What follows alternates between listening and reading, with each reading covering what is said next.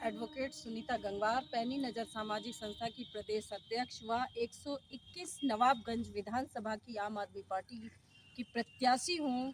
मैं आज आपको क्षेत्र नवाबगंज के नगर पंचायत सेथल में आपको कुछ दिखाना चाहती हूँ। यहाँ से आप लाइव तस्वीरें देखेंगे और यहाँ मैं दिखाना चाहती हूँ कि एक कॉलेज है जो कि यहाँ के लोगों ने बताया, स्थानीय लोगों ने बताया, मुझे फ़ोन पे भी जानकारी दी थी कि मैम आप वो कॉलेज को देखिए ज़रूर। और यहाँ पे ये कॉलेज दिखाई दे रहा है आपको, ये तकनीकी शिक्षा का कॉलेज है, जीटीआई कॉलेज इसे बताया गया है, जो कि ये 5-6 वर्ष पूर्व बना था।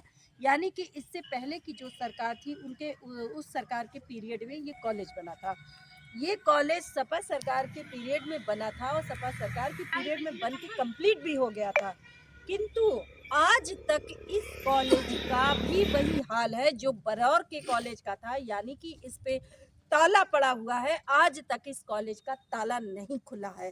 यानी कि ये भी कॉलेज आज विद्यार्थियों के, बच्चों के आने का इंतजार कर रहा है। क्षेत्र नवाबगंज की जनता के जो बच्चे हैं वो पढ़ने के लिए तरस रहे हैं, वो कॉलेज जाने के लिए तरस रहे हैं और कॉलेज बच्चों का इंतजार कर रहा है।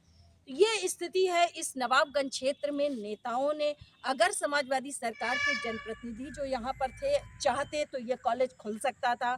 यानी कि नेताओं ने अपना काम कर लिया। इस कॉलेज को बनाने में उन्हें जो कमीशन वगैरह खानी थी वो उन्होंने अपना काम कर लिया, कमीशन खा ली, बंदरबाट पैसे का जो होना था वो हो चुका।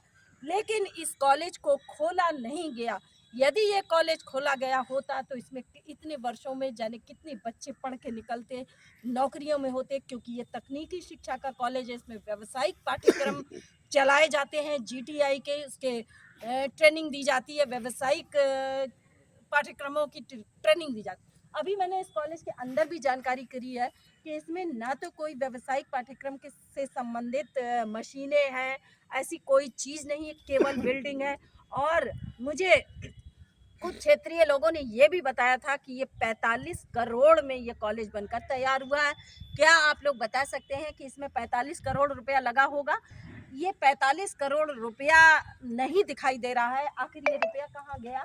बिल्डिंग तो ज़रूर दिखाई दे रहा है, बिल्डिंग की चीज़ें, अंदर की चीज़ें, इसमें कुछ भी नहीं है। यानी कि इस तरह जनता के पैसे का किस तरह से इस्तेमाल हो रहा है और जनता के साथ कितना बड़ा धोखा किया जा रहा है, वो धोखा सरकार भी कर रही है और सरकार के नेता कर रहे हैं। मैं ये चीज़ क्षेत्र नवाबगंज की जनता को बताना चाहती हूँ। और यहाँ पर तमाम ये युवा सेथल के खड़े हैं, ये लड़के हैं, पढ़ना चाहते थे कि अगर ये कॉलेज खुला होता तो ये बच्चे, ये युवा उसमें से पढ़ के निकलते, तमाम कहीं नौकरियों में जाते, लेकिन नहीं। यहाँ पर अब ये खेल का मैदान बन चुका है। इन युवाओं ने ये भी बताया कि ये पहले खेल का मैदान था। हो सकता है कि ये भूमि पड़ी हो सरकारी, उस पर बच्चे खेलते आए हैं तो उन्होंने खेल का मैदान समझ लिया हो। खैर जो भी है, कॉलेज बनाया ये अच्छी बात थी, लेकिन कॉलेज में ताला लगाना उससे बहुत ज़्यादा गलत चीज़ है। यानी कि उससे नेताओं की मंशा सामने आती है। वो नहीं चाहते हैं कि क्षेत्र नवाबगंज के बच्चे पढ़ें।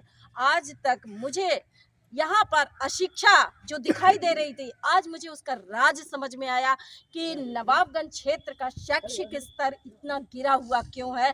क्योंकि यहाँ पर जो भी कॉलेज बने हैं उनमें आज तक ताला पड़ा हुआ है, किसी को जानकारी भनक तक नहीं लगने दी जाती है।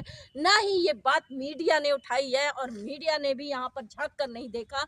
आज पैनी नज़र सामाजिक संस्था को जैसे ही जानकारी मिली कि यहाँ पर कॉलेजों में ताला पड़े हैं, तो मैं उसको देखने के लिए आई हूँ और मैं सारी जनता के सामने ये बात रखना चाहती हूँ, पूरे प्रदेश की जनता के सामने ये बात रखना चाहती हूँ कि इस तरह जनता के साथ धोखा करके लोगों को अशिक्षित रखा जाता है। ये पूरी सोची समझी रणनीति है यहाँ के नेताओं की कि जनता पढ़नी नहीं चाहिए, लोग पढ़ने नहीं चाहिए, बच्चे पढ़ने नहीं चाहिए।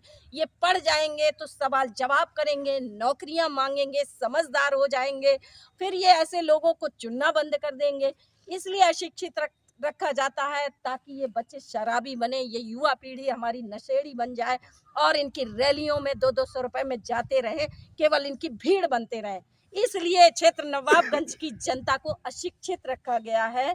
मैं लोगों से कहना चाहती हूँ, मैं इस क्षेत्र की जनता से कहना चाहती हूँ, अगर आपको इन कॉलेजों को ताले से मुक्त कराना है तो आज एक ही सरकार इनको ताले से मुक्त करा सकती है, वो है आम आदमी पार्टी की सरकार। अरविंद केजरीवाल जी का मिशन है, उनका सपना है कि हम पूरे प्रदेश की जनता को शिक्षित करना चाहते हैं। उन्होंने ये भी कहा है 2 जनवरी को लखनऊ में उन्होंने ऐलान किया है कि शिक्षा पर जो उत्तर प्रदेश में आज तक नहीं हुआ है, 25% बजट जो है उत्तर प्रदेश का, वो शिक्षा पर खर्च किया जाएगा। क्योंकि जब शिक्षित होंगे हमारे बच्चे, हमारे युवा पीढ़ी शिक्षित होगी, तो निश्चित रूप से आने वाले समय में वो हमेशा सही सरकार को वोट करेगी, सही लोगों को वोट करेगी, पढ़े लिखे लोगों को वोट करेगी। वो शराबी बनकर इन भ्रष्ट नेताओं की रैलियों में नहीं जाएगी। मैं क्षेत्र नवाबगंज की जनता से वादा करती हूँ कि अगर आपने सुनीता गंगवार को मजबूत किया, तो मैं इन कॉलेजों को ताला मुक्त कराऊंगी, ताकि इन कॉलेजों में हमें युवाओं के चहलकदमी दिखाई दे, स्कूलों में बच्चों की किलकारियां सुनाई दे, ये ताले नहीं दिखाई दे हमें इस नवाबगंज क्षेत्र में।